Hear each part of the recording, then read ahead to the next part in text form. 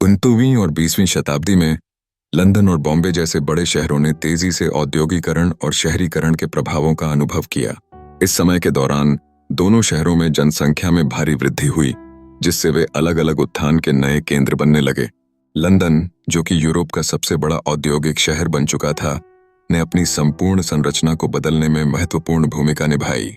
इसी प्रकार बॉम्बे ने भारत के प्रमुख व्यापारिक केंद्र के रूप में उभरकर अपने आप को स्थापित किया।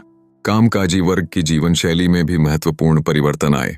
लोग अपने गांवों को छोड़कर कार्य के लिए शहरों का रुख करने लगे, जहां कारखाने, उद्योग और सुविधाएं उन्हें आकर्षित कर रही थीं।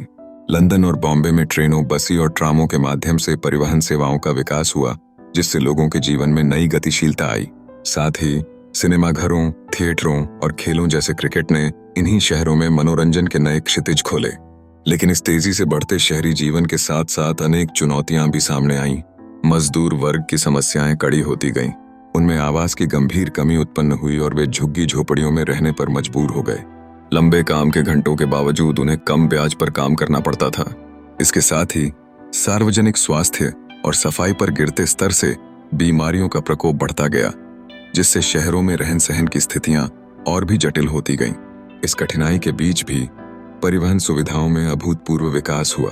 1830 में लंदन की पहली भूमिगत मेट्रो का उद्घाटन हुआ, जिससे राजधानी में यात्रा करना बहुत सरल हो गया। बॉम्बे में 1833 में पहली ट्रेन के चलने ने भी परिवहन में एक नई क्रांति लाई। मनोरंजन के क्षेत्र में थिएटर, सिनेमा और क्रिकेट की लोकप्रियता दिनों दिन बढ़ती गई। बॉम्बे में फिल्म उद्योग के विकास ने मनोरंजन को एक नया रूप दिया, जिससे लोगों का ध्यान सामाजिक और राजनीतिक घटनाओं की ओर और बढ़ा। इन समस्त परिवर्तनों ने आधुनिक शहरों के विकास की नींव रखी। औद्योगिकरण ने जहां नए अवसर पैदा किए, वहीं श्रमिकों की विषम स्थितियां एक गंभीर सामाजिक मुद्दा बनी।